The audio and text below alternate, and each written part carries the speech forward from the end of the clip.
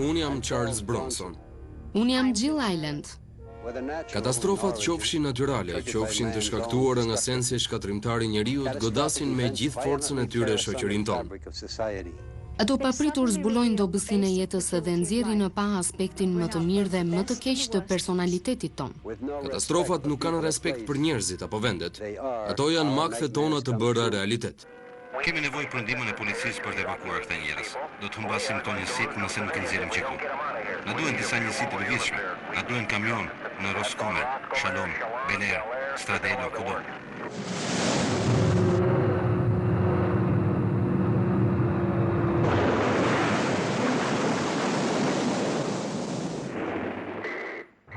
Marri, e gjithë pjesa e fundit e digës tani po shkatërrohet. Rezervuari po rrjedh i lirë dhe nuk dihet se ku do të përfundojë. Duhet lajmëruar që të gjithë.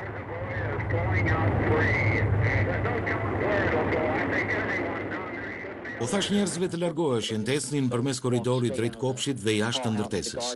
Nuk u thash përse, se nuk doja ta dinin që kishte rënë zjarr, pasi do t'i kapte paniku. Një pamje vërtet e dëshpëruar kushte e krenarinë e flotës italiane teksa zhduket këtu në Oqeanin Atlantik.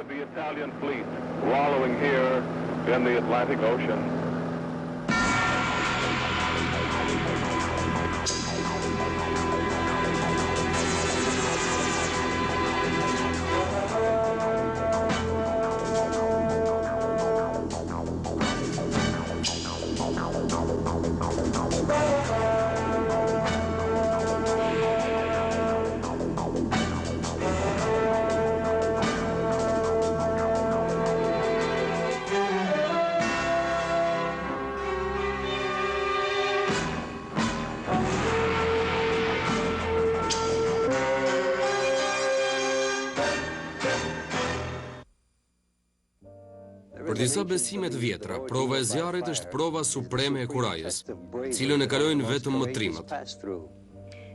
Sot ka ende njerëz që duhet ta kalojnë provën e zjarrit, jo sepse zgjedhin, por për shkak të rrethanave tragjike. Për ta ashtusi edhe për njerëzit e dikurshëm, përballja me zjarrin është një sfidë e rrezikshme dhe vën provë kurajën. Beleri, një nga lagjet më të pasura të botës, ndodhet në shpatet e kodrave të Los Angeles.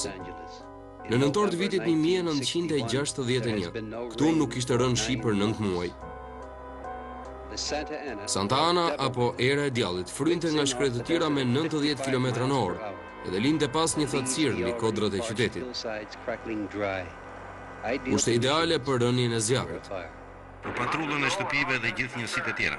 Po ju raportojmë një zjarr në shkurat e zonës malore. 6 nëntor, ora 8 e mëngjesit. Një zjarr ndizet kur kova një buldozeri godet një shkëmbë dhe shkakton një shkëndij.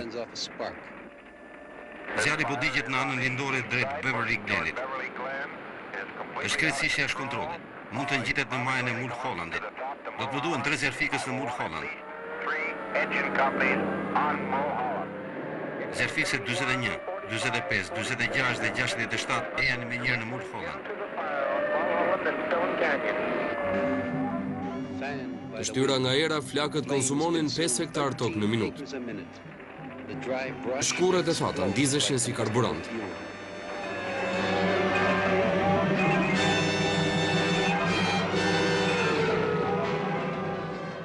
Brenda disa minutash, 54 zjarfikse të gjithë kontesë Los Angelesit u aktivizuan. Banorët e 2000 shtëpive që gjendeshin në rrugën e zjarrit u shtyn drejt evakuimit.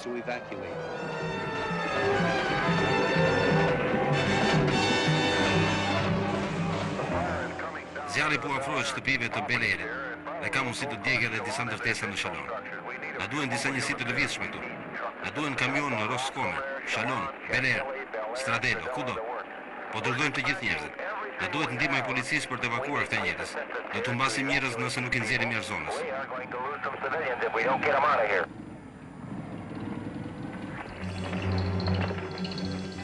Në rrugën e zjarrit gjendeshin edhe 6 shkolla. Prindrit nuk po arrinin të merrnin fëmijët sepse ishin ngritur postbllokje. Në rrugë qarkullonin vetëm makinat e urgjencës. Megjithatë, zjarfikësit ndalohen nga lumi i njerëzve që po evakuoheshin.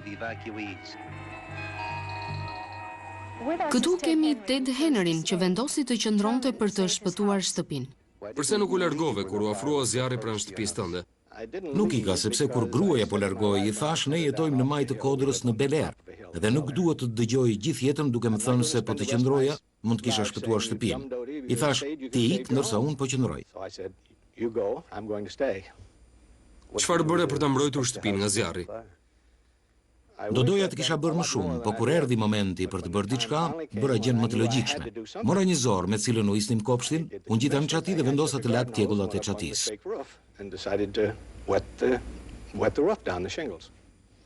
Çfarë të bëri të largoheshe pastaj? Kur isha në çati pash një shtëpi të vogël rreth 60 metra larg shtëpisë tonë kur mori zjarr. Pash zjarrin se si e përpiu shtëpinë brenda 5 minutash. Pikërisht në atë moment uji iku, sikur ta kishte mbyllur njeri. Nuk kisha ujë dhe s'më dukej se po bëja ndonjë gjë të madhe mbi çati.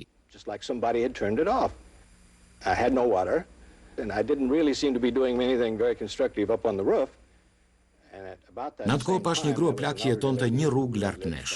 Ja dija emrin, por nuk e njihja nga afër. Ajo vraponte në për rrugë dhe dukej si e çmendur. U përpoqja ta qetësoja dhe i thash se mendoja se ne nuk ishim në rrezik. I sugjerova të shkonim te pishina sepse shtëpitë nuk mund t'i shpëtonim. Kjo ishte më së qartë.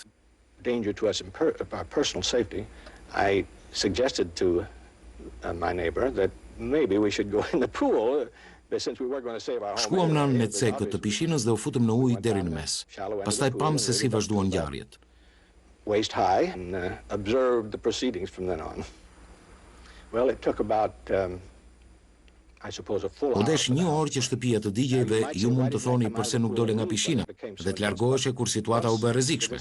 Por pasi mora vendimin për të qëndruar, nuk mund të largohesha më sepse s'kisha ku të shkoja.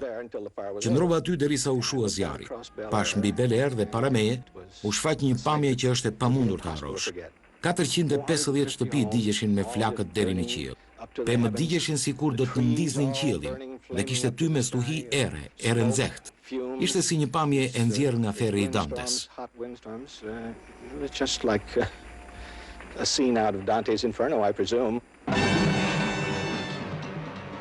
Erërat e forta i ngritën flakat 45 metra në ajër, duke ndezur ndërtesa të tjera.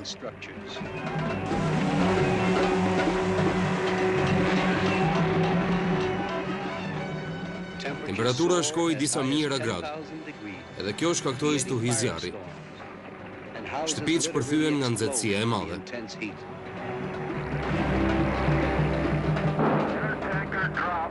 Dërgoni një zjarr fikse në cepin verilin dorë të rezervuarit, atje ku duket zjarri nga rruga.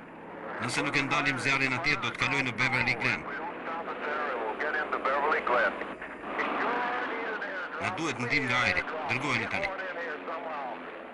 Helikopterët erdhën dhe derdhën mbi shtëpitë që digjeshin një solucion të kripur, por nuk arritën të ndalin zjarrin që u përhap në komunitetin aty pranë. Përmes Beverly Glenit, në lindje, më duket pa rezultat. Po bëjmë sa mundemi, nuk kemi asgjë. Ka fjalë për zjarr kudo, edhe këtu.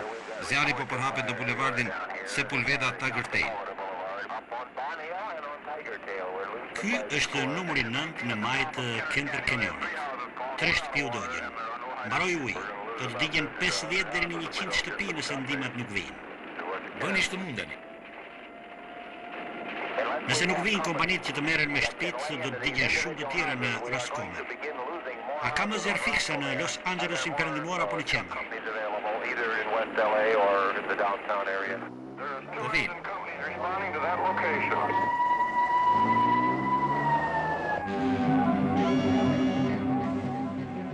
Ndërsa zjarrfikset e tjera afroheshin, një tjetër zjarr shpërtheu 11 kilometra në perëndim, në kanionin Topanga. Zjarr që kërcënonte të diqte çdo gjë deri në oqeanin paqësor. Në mbrëmje rezervat e ujit u ulën shumë dhe zjarrfiksve po u mbaronte lënda e parë në luftën me zjarrin.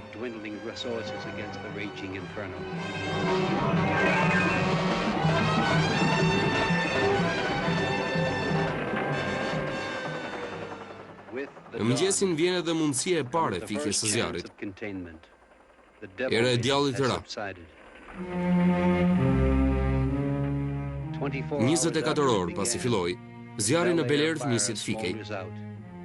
U dogjën 5.600 hektar tokë dhe 500 shtëpi. Ky zjarr ishte katastrofa më e madhe në Kaliforni që nga tërmeti i San Franciscos në vitin 1906. Megjithse humbjet në prona kapën shifrën $40 milion, asnjëri nuk vdiq.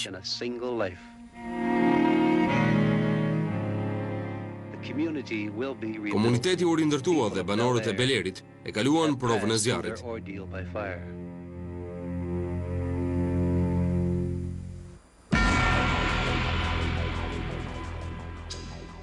Pas pak, vdekja i një transoqeaniku luksoz në Atlantik, tragjedia e Andrea Dorias. Jemi rrugës për në vendin ku përplas transoqeaniku italian Andrea Doria dhe anija suedeze Stockholm. Ndërsa afrohemi, pamja që shohim është dëshpëruese. Krenaria e flotës italiane përfundoset në Oqeanin Atlantik.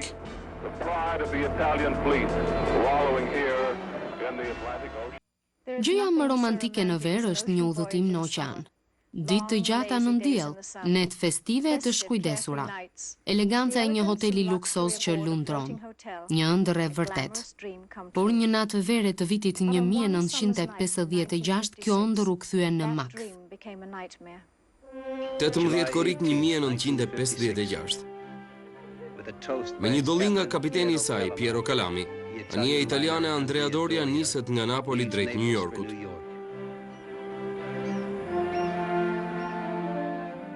Broshura e anijes premton për 1134 pasagerët e saj thënien: një mënyrë krejtësisht e ndryshme jetese, edhe më e mirë se çdo gjë tjetër. Një përvojë që nuk do të harroni për sa kohë të jetoni. Për te ditë Andrea Doria dhuroi kënaqësitë e premtuara.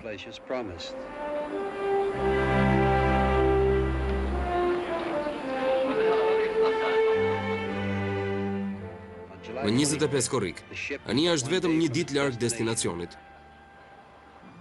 Në orën 2:40 të pasdites, anijen e rrethoi një mjegull e dendur.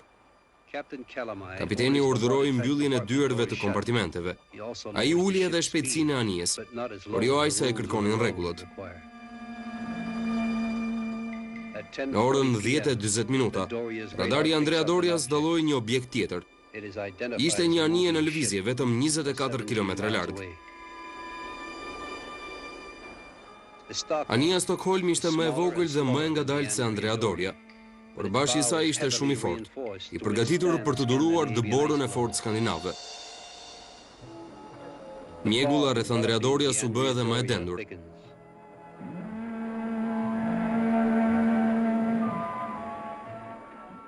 Në orën 11 të natës, anija italiane u kthye majtas. Anija tjetër ishte rreth 2.5 km larg. Në ndirek, pasagerët festonin natën e fundit në det.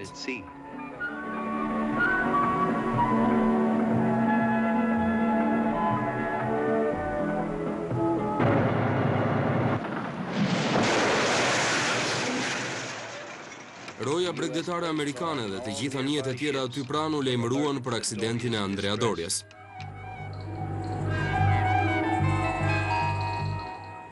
Në anije ishte edhe një nënere italiane me vajzën 3 vjeçare e cila do të bashkohej me të shoqin në Amerikë. Liliana Hughes, ku ishit kur ndodhi përplasja? Po mbaja vajzën. Në anije kishte shumë rrëmuj, panik, ulërima dhe njerëz të plagosur. Po përpiqeshin të ngjiteshin në kuvert? Njerëzit u ngjitën në kuvert, por nuk e di se si. Disa njerëz në kuvert na pan dhe krijuan një zinxhir njerëzor, që aty u ngjitëm edhe ne në kuvert. Ishte panik i papritur. And from there, we crawl up, to the deck. And I started getting panic. Ai kishte vajzën me vete. Gjatë gjithë kohës e kisha vajzën të kapur prej krahu afër vetes. Asnjëherë nuk mendova ta ulja poshtë, as edhe për një sekond. Varka e shpëtimit kaloi pranesh dhe shkoi në anën tjetër të anijes te klasi i parë. Por kishte litar të gjatë dhe të lidhur te parmakut e anijes. There was ropes, long ropes, and tied to the rail of the ship. E lidha Marian me një litar dhe ulën poshtë, por në mes të rrugës nisi të qante. Nuk donte të largohej, donte të kthehej. nisi të ulërinte të më thëriste. E dija që do të binte në ujë. Hoqa xhaketën dhe rrëshqita mbi parmak. Njerëzit përpiqeshin të më mbanin, thonin mos u hidh, por kërceva dhe ishte një kërcim i madh.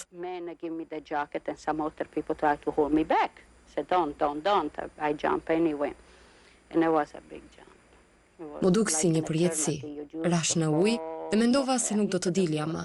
Notova, derisa arrita të dilja në sipërfaqe.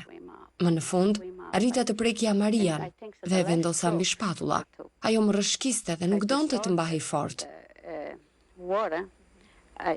I touched Maria. Somehow I turned her around, I put her on my shoulder. I was very slippery. I keep she slip away. She don't want to. Pas pak nisi të qante e të ulërinte. Pastaj u afrua varka e shpëtimit. Ishte varka që kisha parë pak më parë. Unë ndjeva shumë mirë kur erdhën të merrnin Marian. And I felt very, very, very good. And when they come over, they took Marian. Unë jam John Pillman, reporteri Daily News. Jemi rrugës për të raportuar mbi përplasjen midis transoqeanikut italian Andrea Doria dhe anijes suedeze Stockholm, përplasje që ndodhi në natën e shkuar rreth 72 kilometra në juglindje të Nantucketit. I afrohemi një pamje e vërtet të dëshpëruar. Krenaria e flotës italiane, anija luksoze 29.000 tonëshe Andrea Doria, po fundoset në oqeanin Atlantik.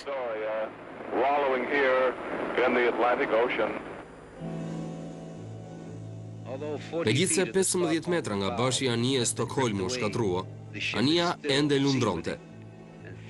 545 të mbijetuar nga Andrea Doria shkuan në atë anije. Anija Île-de-France shpëtoi mbi 700 njerëz. Të mbijetuarit u dërguan në një vend të sigurt. Vetëm kur u pa qartë se anija italiane nuk mund të tërhiqej në ujëra të cekta, kapiteni Kalami pranoi ta braktiste atë. Ai mendoi se ishte njeriu i fundit që po largohej, por mbi anije ishte ende një pasagjer që kishte pirë një ilaç gjumi dhe fjeti. Jo vetëm gjatë përplasjes, por edhe gjatë 5 orëve të evakuimit.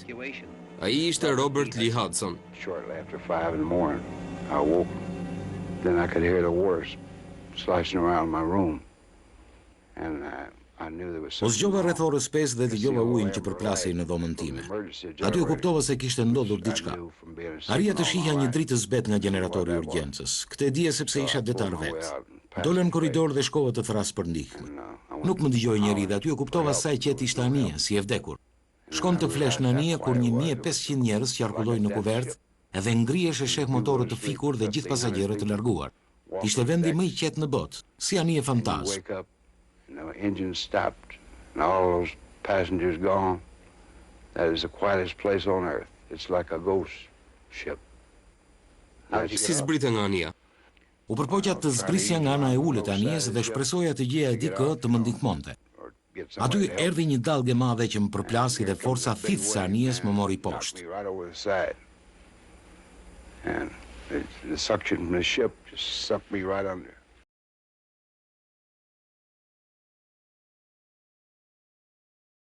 Ishte ulur poshtë për të ndihmuar njerëzit të zbrisnin. Aty pash barkën e një anijeje tjetër dhe vazhdova të ulëria drejt tyre, derisa më dëgjuan dhe e drejtuan projektorin nga unë. E dinin që shpresa e vetme ishte të vinin dhe të më merrnin. They knew that my only hope was for them to come get me.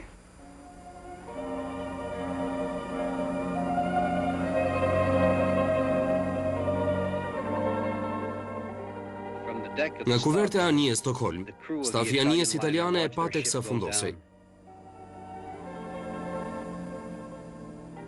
11 orë pas aksidentit, Andrea Doria u fundos.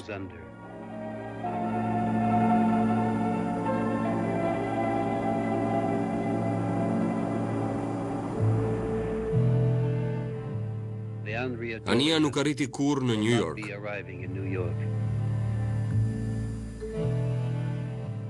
Të afërmit dhe miqtë e pasagjerëve vetëm prisnin e luteshin që të afërmit e tyre të kishin mbijetuar. Të mbijetuarit e parë arritën në New York me anijen Île-de-France, pjesa tjetër me 5 anije të tjera.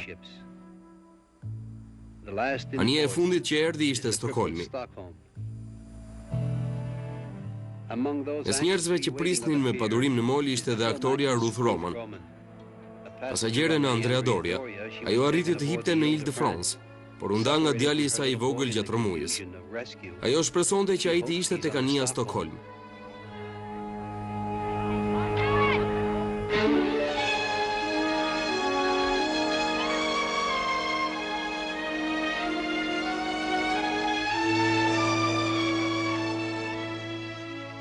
Pjesën më të madhe të njerëzve, pritja mbaroi.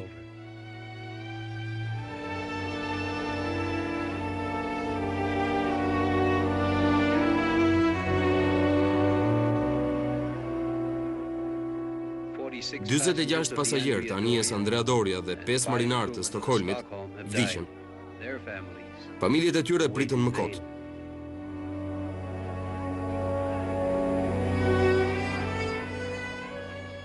Shkaku i tragjedisë nuk do të mësohet kurrë dhe hetimet dolën pa rezultate. Kjo çështje nuk shkoi kurrë në gjyq. Përplasja e Andrea Dorias dhe Stockholmit do të mbahet mend në histori si një prej katastrofave më të pashpjegueshme, ndërsa shpëtimi i njerëzve si një ndër më të suksesshmit. Unë jam britanike, por tani po vi nga ishulli i Maltës. U martova me profesor Pikun më 18 prill. Në anije kisha gjithë plaçkat e mia. Isha një nuse e lumtur gati për të ngritur shtëpi. Kisha rroba të bukura, stoli të bukura familjare dhe sende argjenti. Tani humba të gjitha. Kam vetëm këtë. Asgjë tjetër, as çantë. Humba gjithë dokumentet të çdo gjë. Kam tim shoq, vetëm kaq. E pash foshnjë në ujë dhe kërceva nga anija. Hoqa xhaketën dhe u hodha në ujë 2 herë për të kapur vajzën. E mora vajzën nga ujë dhe ju afrova barkës. Ju po vini tek bashkëshorti juaj në Shtetet e Bashkuara. Ai duhet të ketë qenë shumë i shqetësuar për ju dhe vajzën tuaj. Ai duhet të vinte të më merrte në molin 84 në New York.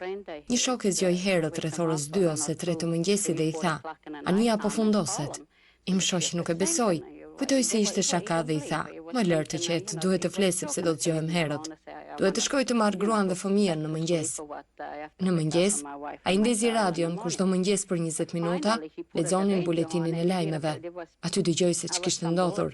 Nuk e kishin emrin tim te lista e pasagjerëve të mbijetuar, kishin vetëm të vajzës. Dhe ai mendoi se kisha vdekur. Kur arritëm në New York, ai u trondit kur më pa bashkë me vajzën. In shock to see me and our daughter, you know.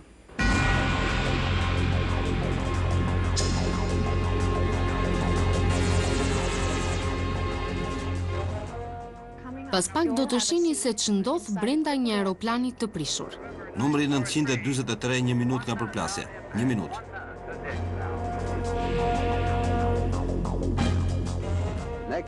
Pas pak tymi dhe paniku kombinohen për të shkaktuar një tragjedi në një klub nate. Ndër katastrofat, më të tmerrshmet janë ato që na zënë në befasi, ndërsa çlodhemi dhe qetësohemi.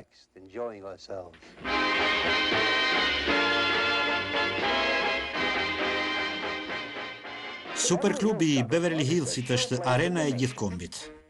Superklubi i Beverly Hillsit në Southgate të Kentuckit është një ndër klubet më të mëdha të perëndimit mesëm. Një arenë spektakli e zbukuruar me lukse dhe shumë e reklamuar. Vetëm 8 minuta larg Cincinnati. Aty ka muzikë vallëzimi që luhet nga orkestra e Beverly Hillsit. Më 28 maj të vitit 1977, 2600 klientë mbushnin në këtë strukturë të stërmadhe. Salla e madhe e kabares është e mbushur dhe njerëzit presin John Davidsonin. Disa minuta përpara shfaqjes, zjarri e kthen aktivitetin në tragjedinë më të rëndë të klubeve të natës, që nga koha kur u doq klubi Coconut Grove në Boston në vitin 1942. Në orën 8:45 minuta, punonjësit vunë rretym në muret e sallës Zebra, që ishte bosh. Ata provuan të shuanin me fiksin e zjarrit pa e ditur që ai ishte prapur përmes tavaneve të varura të çatis. Zjarrfiksit thirren pas 15 minutash. Gjatë kësaj kohe, flakët ishin përhapur në tubat e ujit dhe ventilatorët. Zjarrfiksit erdhen me vonesë dhe ndërtesa u kthye në ferr.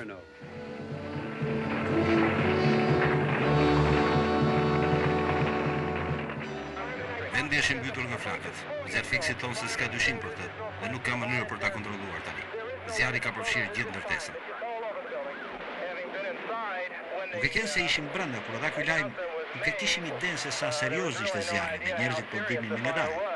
Kjo ishte një gjë e mirë sepse po ta dinin se sa serioze ishte gjendja. Pjesa më e madhe e tyre do të vdiste. Ishim shumë pranë derës, rreth 4 deri 5 metra larg daljes dhe dolëm për 30 sekonda. Kisha vetëm 1 minutë e gjysmë që kisha dalë kur flakët shpërthyen në derën nga e cila dola dhe bllokuan njerëzit që po përpiqeshin të dilnin. 164 njerëz vdiqën brenda. Pjesa më e madhe u mbytën nga tymi ose u helmuan nga gazrat, të cilat u çliruan prej dekorimeve plastike që u doqën. Gjatë viteve klubi ishte zmadhuar. Ishin mbyllur dalje dhe ishin krijuar korridore dhe labirinte që të çonin në dhoma të tjera që diqeshin. Kaq shpejt u përhap zjarri, sa disa njerëz u gjetën nëpër tavolina. Shumë të tjerë do të kishin vdekur, po të mos kishte qenë kamareri 18 vjeçar Walter Bailey. Walter, si e zbulove zjarrin? Ndodhesha pranë sallës së kabares dhe një kamariere erdhi dhe më tha se salla Zebra kishte marrë flak. Vrapova përmes skenës dhe u ktheva nga publiku duke i treguar daljen në njërin nga dhomat e pasme. U thash që nuk kishte arsye të trembeshin, por kishim një zjarr të vogël para ndërtesës dhe nuk duhet të dilnin nga pjesa e përparme.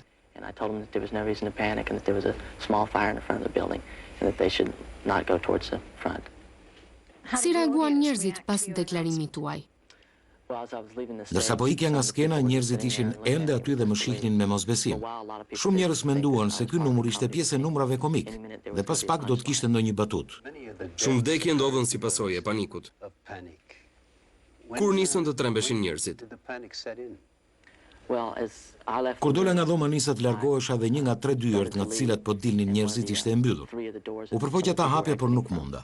U ktheva prap në sallën Zebra për të parë në ishte shuar zjarri që të kthenim sërish njerëzit.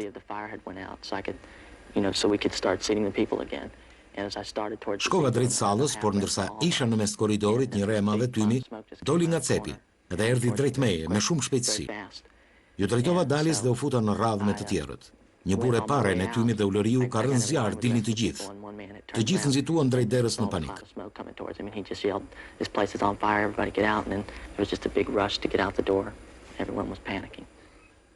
Pas pak e kuptova që arsyeja kryesore pse shumë njerëz ngecën te dera e daljes ishte pozicioni i keq i saj. Dikush kishte ngecur në derë sepse një prej kanatave ishte hapur me forcë dhe kjo e bllokoi daljen. Të gjithë u penguan nga ky personi dhe u bën pirk. Kjo e bëri të pamundur daljen. Ju arritët të ndihmoni disa prej njerëzve në sallën e kabares. Si e bët këtë? Po qëndroja në kopësht dhe pash dikë që po ndihmonte të tjerët të dilnin. U tregonte si të dilnin dhe ai më kërkoi ta ndihmoja. Shkova me të dhe pash tymin që ishte bërë shumë i dëndur. Nuk arrija të shihja asgjë. Aty kishte shumë njerëz të mbledhur bashkë. Nisëm të tërhiqnim njerëzit dhe t'i nxjerrnim jashtë. Disa prej tyre ishin pa ndjenja.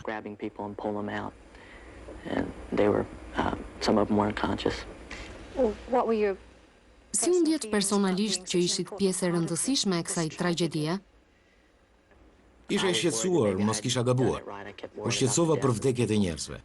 Por me përgjegjësinë e pastrimit të sallave, shpëtova shumë njerëz. Megjithatë, në të njëjtën kohë u ndjeva përgjegjës që gjithë ata njerëz vdiqën. Kam vrarë shumë herë mendje nëse kishte ndonjë metodë tjetër që mund të kisha përdorur, një mënyrë më të mirë për të shpëtuar të gjithë njerëzit. 3 morgje të përkohshme u ngritën me njëherë. U ngritën në një shkollë, në një depo armësh dhe në një klub veteranësh. Tu ata që ishin mbledhur një natë më parë për të festuar një dasëm, një ditëlindje apo thjesht për kënaqësi. Tani vinin të identifikonin trupat e djegur të afërmve. Nuk ka asnjë mënyrë për të zbutur tronditjen.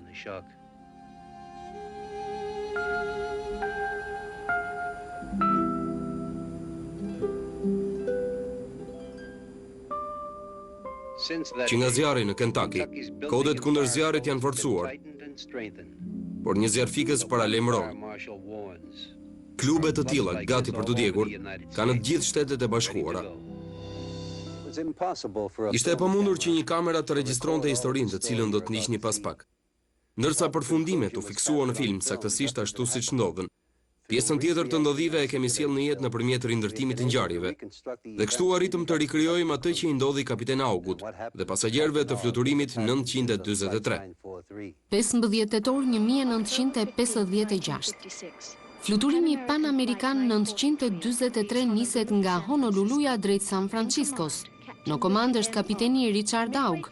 Në mes të fluturimit, aeroplani ngrihet nga lartësia 4.000 metra në 6.300 metra. Gjatë ngjitjes, ndërsa fuqia e motorit u ndryshua, u mre një tingull shumë të fortë që vinte nga ana e majtë e aeroplanit. Takometri numër 1 tregonte një rritje të fuqishme në xhirot e motorit parë dhe ishte qartë se kishte probleme.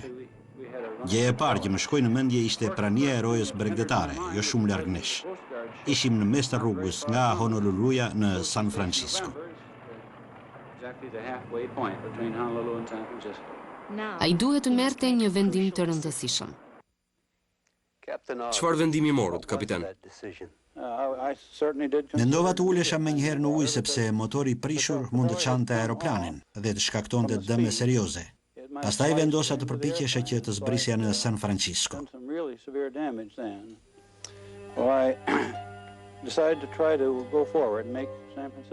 Stacioni nëntor, ju thërret fluturimi 943.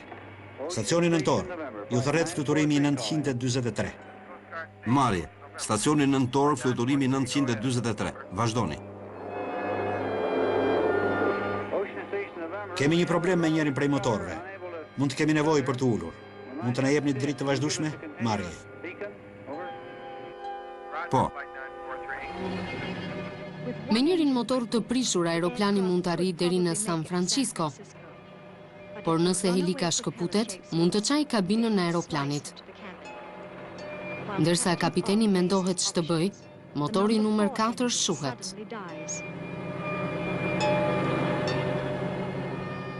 Stacioni nëntor marrje, fluturimi 943. Motori numër 4 u fik. Mund të kemi nevojë që të ulemi. Mund të na ndihmoni?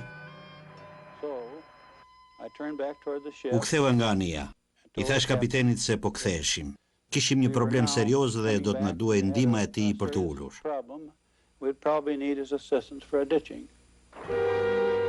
Kishte kaluar mesnata. Rojet bregdetare ndezën dritat. Kapiteni Aug vendosi të fluturonte rreth e rrotullanijes deri në mëngjes. Pyeta inxhinieri nëse kishte mundësi që tubi i gazit ishte ende në motor dhe ai më tha se tashmë duhet ishte shkëputur. Vendosa të bëja xhiro rreth rrotullanijes edhe të prisja agimin. Doja avantazhin e dritës së diellit, si dhe doja të harxhoja karburantin që aeroplanit i ishte më i lehtë. U thash njerëzve: Njerëz, unë jam kapiteni i avionit. Tani e dim që nuk e shmangim dot me ulje në det pranë kësaj anije të rojës bregdetare. Anija është krejtësisht e pajisur për të na ndihmuar në rast urgjence, dhe në avion kemi platforma për në ujë, si dhe gjithë pajisjet e tjera për zbritje të sigurt në det. Mendojmë se mund të qëndrojmë në ajër deri në mëngjes, dhe do të ulemi në mëngjes pranë anijes. Ndërkohë, ju lutem ndiqni udhëzimet që u jep personeli.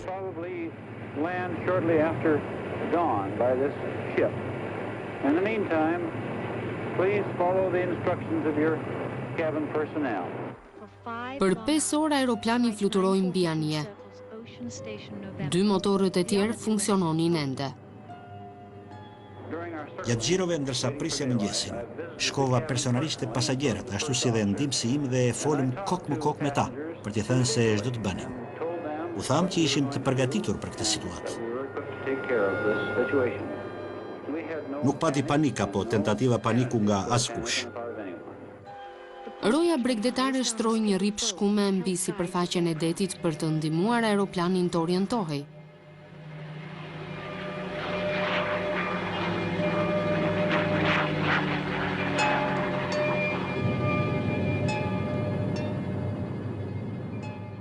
Megjithse ishim të zënë, pata kohë të sjell ndërmend çdo informacion që kisha për të na ndihmuar gjatë zbritjes në det. E dija se bishti i aeroplanit do të këputej dhe do të merrte me vete 3 radhë pasagjerësh. Kjo më shtyu që të heq pasagjerët nga ajo pjesë e aeroplanit. And this is what prompted me to remove the passengers from that part of the airplane. Kapiteni u përpoq të llogariste peshën e aeroplanit, këndin e zbritjes dhe detin, për ta sjellë aeroplanin sa më pranë anijes. Në anije, ekipi i shpëtimit u bë gati për të vepruar. Stacioni oqeanik Natyra, fluturimi 943. Anija juaj duket shumë e bukur. Po bëjmë një provë dhe pastaj po ulemi. Do t'ju njoftojmë se ku. Jemi 1 minutë larg uljes. 1 minutë larg. Do të shihni njerëzit që dalin nga dyert kryesor, njerëzit që dalin nga kabina. Fëmijët do të dalin të parë. Marrje.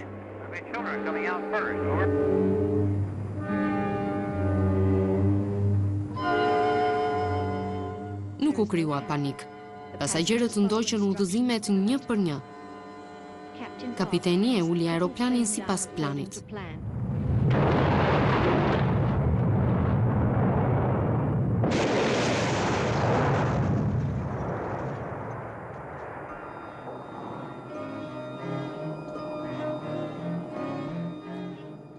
Me gjithë vështirësitë, nuk pati viktima.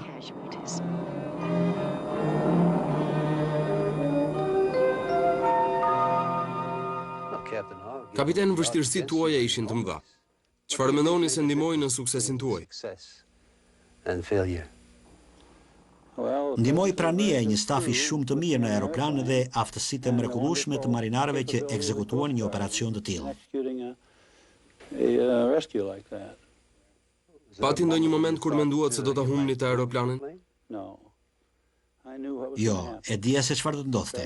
E dija që do të uleshim në det. Pasagjerët ishin një grup i shkëlqyer dhe nuk kishin frikë.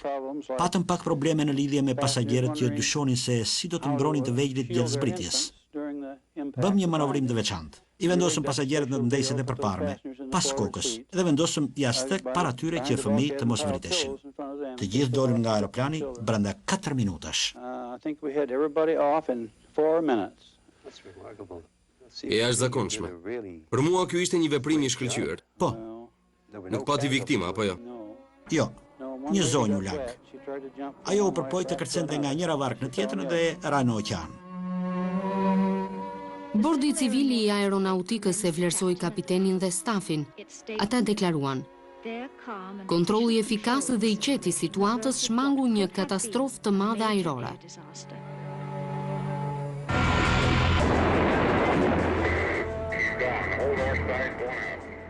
Marrje, e gjithë pjesa e pasme e digës po lundron. Rezervuari tani po rrjedh i lirë.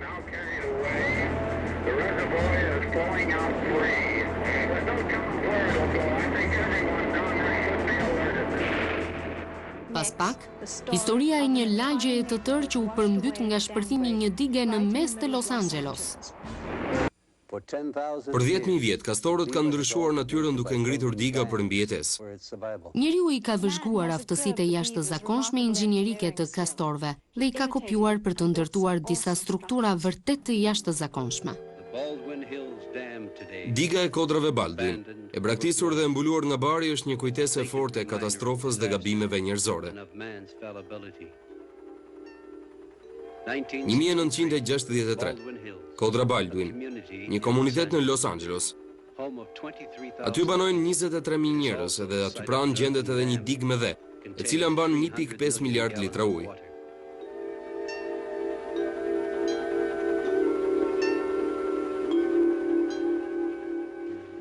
Ora 11:35 paradite. Data 14 nëntor. Në digë është zbuluar një rrjedhje. Niveli i rezervuarit duhet të ulej.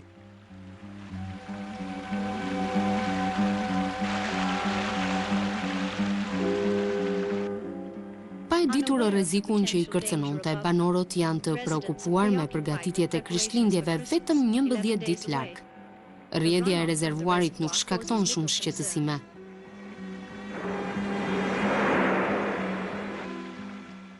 Në orën 1:01 gjendet plasaritja në digë. Sipas inxhinierëve, diga do të mbajë edhe 2 orë. Urdhërohet evakuimi i menjëhershëm i banorëve të kodrave Baldwin.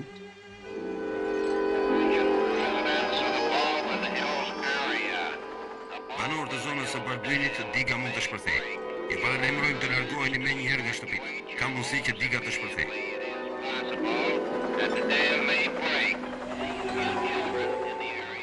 Nëse mami dhe babi nuk janë në shtëpi, flisni me fqinjin për t'u larguar ose flisni me policin ose zjarfiksin e parë që gjeni.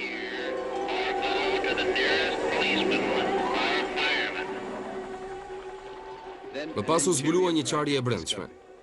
Ky është përgjejsi ujrave pa dohërti. Vumrej një qarje të vogël në tubacionin e ujit. Aty urdhëruam të vendoseshin thas me rër. Po uleshi militar për të mbyllur të qarën nën tub. Një orë e gjysmë më vonë, ndodhi e gjithë qarja.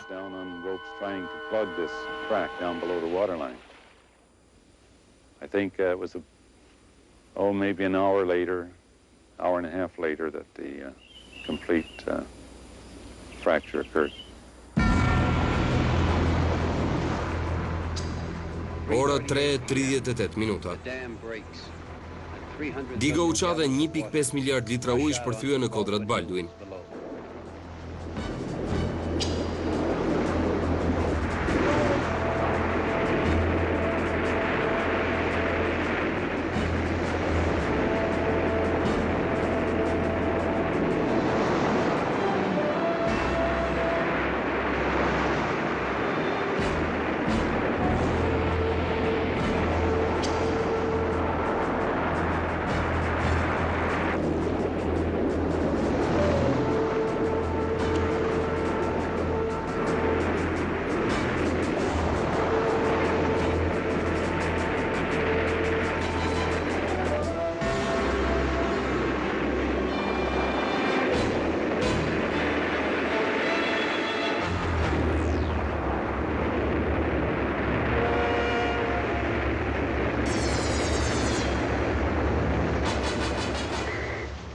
Gjitha ana veriore u shkatrua. Mari, e gjithë pjesa e pasme e digës u shkatrua. Rezervuari po rrjedh i lirë dhe nuk dihet se ku do të përfundojë. Mendoj se të gjithë duhet të lajmërohen.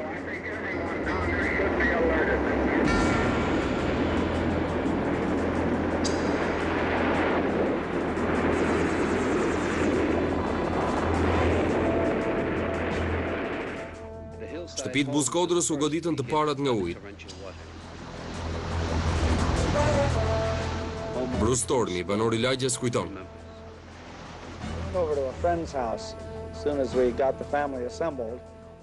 Shkova te shtëpia një shoku sa po mblodhëm familjen. Kur shkuam atje ndezëm televizorin për të parë çfarë po ndodhte dhe pas pak pam liçenin me një shtëpi në anën tjetër. Pasi e pam kuptuam se ishte shtëpia jonë. Shtëpia pas pak u ngrit si arka e Noes dhe u zhduk me shpejtësi bashkë me rrymën.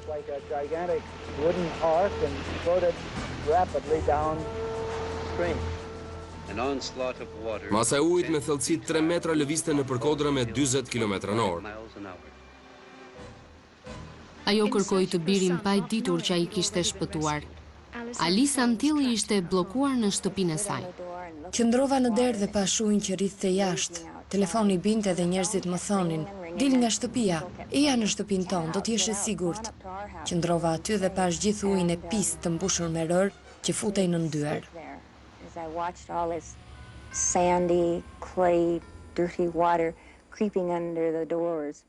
Ku po qëndronit në shtëpi? Isha në dhomën e ndenjas. Në katin e parë? Po. Si shpëtove? Atë verë kisha bërë një kurs noti dhe aty kishim mësuar se si të shpëtonim njerëz të tjerë nëse mbyteshin. Një teknik ishte t'u hidhnim një jastëk. Nga kjo përvojë u kujtova dhe kapa një nga jastëkët e divanit.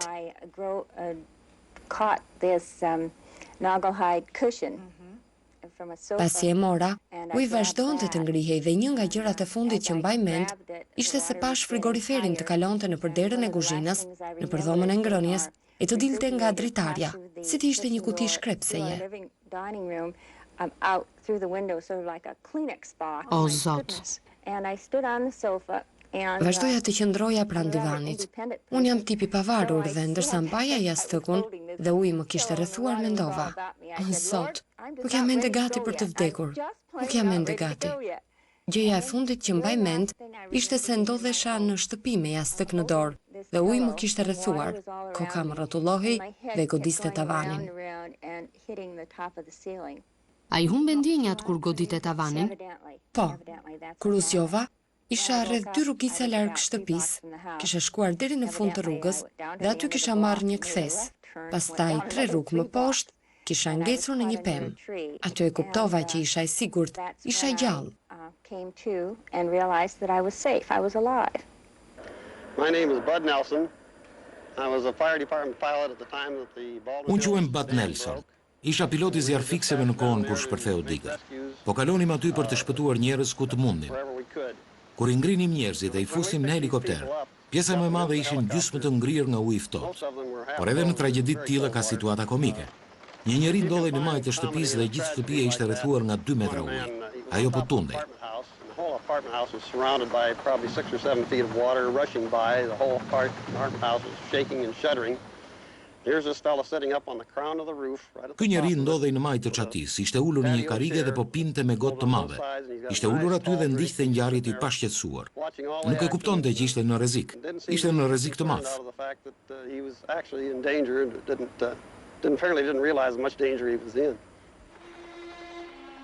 Në kohën që uji u tërhoq kishin vdekur 5 njerëz. Një makinë përfundoi në një grop ndërtimi. Vetëm 1 nga 2 njerëzit brenda saj shpëtuan.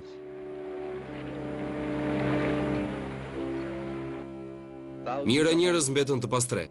96 apartamente dhe 300 shtëpi u zhdukën.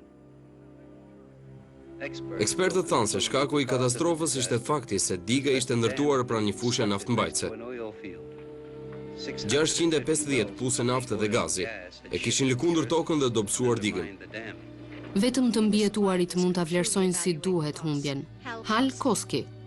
A kishte humbje? U zhduk çdo gjë. Nuk mbeti më asgjë. S'kemi as fotot e fëmijëve dhe as ato të dasmës. Kemi vetëm fotot që kanë prindrit tanë. Këto humbje patëm ne.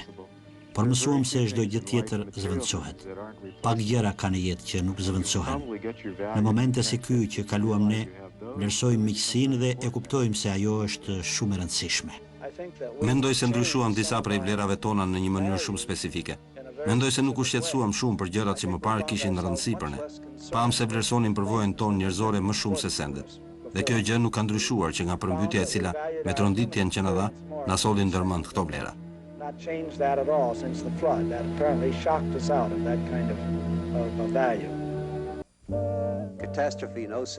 Ky dokumentar nderon rezistencën dhe forcën e shpirtit njerëzor. Kemi parë se si njerëz të zakonshëm, të goditur në befasi nga situata vdekjeprurse, mund të përgjigjen me një kuraj dhe rezistencë të jashtëzakonshme. Nëpërmjet shembujve të tyre mund të vlerësojmë më mirë se çfarë është me çmuar në jetë, pa i vuajtur vetë katastrofat. Ka mësime për të mësuar dhe paralajmërime që duhen dëgjuar nga të mbijetuarit e katastrofave. Njeriu nuk mund të jetojë duke menduar se katastrofa do ta godasë në çdo moment. Por duke ditur se diçka e tillë mund të ndodhë, se nuk ka asnjë vend të sigurt, njeriu mund të jetë më i përgatitur, edhe nëse katastrofa godet.